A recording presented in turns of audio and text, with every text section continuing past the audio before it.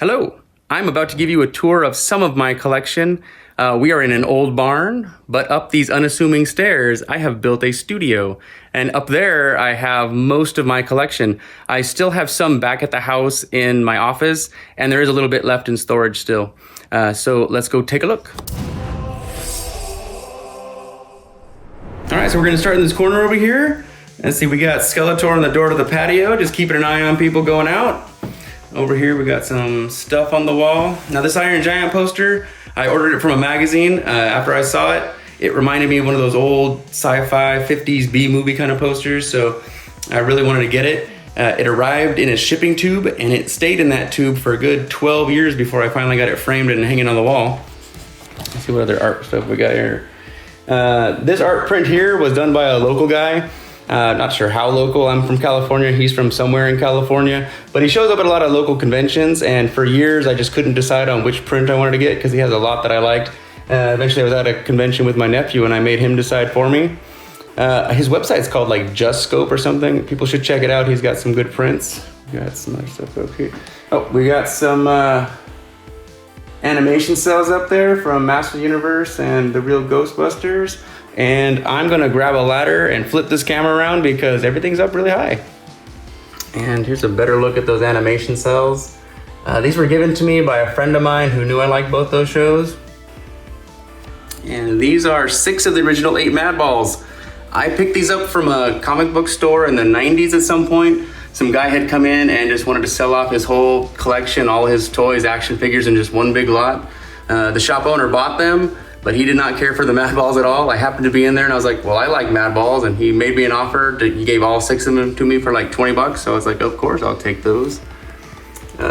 These are what's left of my Star Wars The Power of the Force figures that I left on cards because these are the ones I like the most. And these back here are some Jawas that I spent forever looking for. Finally got them, and now they're gonna live on this bag. There's some G.I. Joe M.A.S.K, and behind there is some 25th anniversary G.I. Joes. I didn't have any Joes when I was a kid, so I bought the couple that I liked. My Bruce Campbell shelf, other things. Now this Enterprise was done by a local artist. I think he lives like in the town over, but he made that painting and then turned them into a bunch of prints of different sizes. And he's another one where I saw for years coming to these conventions, and eventually I just broke down and bought it because I always wanted it, and I just finally did it. This is one of my Transformer shelves. Just picked up a bunch of reissues over the years, obviously. The Wheeljack, was it Blitzwing, Optimus, Grimlock, Windcharger, and Rodimus are all mine from when I was a kid. Now, I don't want it to come off like I was an ungrateful kid because I did appreciate and play with any toy I got. But when it comes to that Rodimus, I always think of how for Christmas that year, I wanted a Hot Rod. I put it on my wish list, I circled it in the toy catalog, I went to the toy store with an adult to tell them which toy I wanted so they could let Santa Claus know. But apparently Santa Claus got confused because Rodimus just looked a little too much like Hot Rod because Christmas morning, I got Rodimus. All right, so we're down off that ladder. Let's take a look at this wall now. Let's see, we got a Bruce Campbell action figure, a relatively new Robbie the Robot, some little benders next to a big old bender head, and an Ashy Slashy puppet from Ash vs. the Evil Dead. And then down here we got, it's a big old bowl full of muscle things and battle beasts. Now, the battle beasts weren't mine as a kid. I've been buying those at like flea markets and garage sales over the years because I didn't have any when I was a kid, but the muscle things were mine because I really liked muscle things. They were cheap, so I could ask my parents for them and they would probably get me some. You could put them in your pocket and take them to school, play with them in the car. You could take them anywhere and always have something to play with. And they mixed well with other toy lines. I used to have them ride in on top of Hot Wheels, and they would attack the Transformers and dogpile on top of, the Masters of the Universe. You could throw them in the pool and spend forever looking for them, but man, those things were great. Let's see. Moving on, we got, a shelf full of all kinds of random stuff here. And I think that was a Trendmasters Lost in Space robot. Now, I wanted a Thunder Tank when I was a kid, but I never had one. In fact, I didn't have any Thundercat toys, so eventually I bought this for myself off eBay. this Tick steel box here. I specifically keep that because that is the very first thing I ever bought at the very first San Diego Comic-Con I went to. That's my Ecto 2 with Ray. Now this Secret Wars Spider-Man figure, I keep this because my brother gave me this. I don't remember how old we were at the time, but it was a couple years after these toys had already been out, and he found it at a bakery. See, I'd already started collecting comic books, so he knew I liked Spider-Man and just comic book stuff. And the bakery had like a basket they keep off to the side with like some toys and random stuff in there that parents could buy for kids while they were in there waiting for their donuts or whatever. And it was 95 cents, so he bought it for me. And I didn't open it because I wasn't playing with toys and stuff anymore. So I just put it on the shelf with my Spider-Man comics. It's been in and out of being displayed for years now, and it's probably the very first thing I ever had that I kept as a collectible, that I specifically left in the package because it just looked good and I wanted to kind of hang it up and display it. I like going to vintage toy stores because I like seeing the toys that I grew up with. Things that I had that I played with, things that I wanted but I didn't get, things that I only saw in catalogs, or things that I never even knew existed from that time. I like the nostalgia and the memories.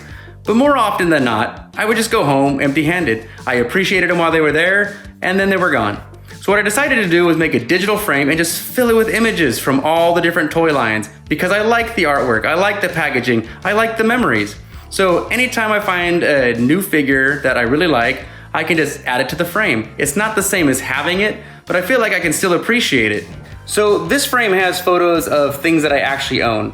It's the stuff that is not easily displayable, stuff in scrapbooks, stuff that I just don't have room for. It's basically, before I store it away, I take photos of it. Then I can still see the things that I have, even though I don't actually have them out, and I can keep track of all the stuff that I've put away in storage. So one thing I was collecting when I was younger was Ghostbusters stuff. It started with the real Ghostbusters, and then when Ghostbusters 2 came out in '89, there was kind of a resurgence of Ghostbusters merchandise. So when I was going through my storage, I found this Polaroid of all the stuff I laid out in my room that I was collecting when I was like 13 or something like that. For anyone who likes action figures, I would suggest reading these two books, The Toys That Time Forgot, Volumes 1 and 2 by Blake Wright. They're really interesting reads about action figures that never made it to the store shelves. Some were just sculpted or in prototype stages, and some made it all the way up through almost hitting the store shelves, and those lines got canceled. But Blake Wright does a really good job of telling the stories about these figures. This has nothing to do with action figures, but no tour of the studio would be complete without at least appreciating my dog Marshall. So this is some of the books that I've been reading, or at least that I say I'm gonna read someday. And then over here we got Optimus Prime hanging out on the shelf. Now this is my favorite Optimus Prime figure. I know there's some other ones that people will argue are way better, but for my money, I like this guy. He's the only Optimus I ever need. He looks like he stepped right out of the cartoon.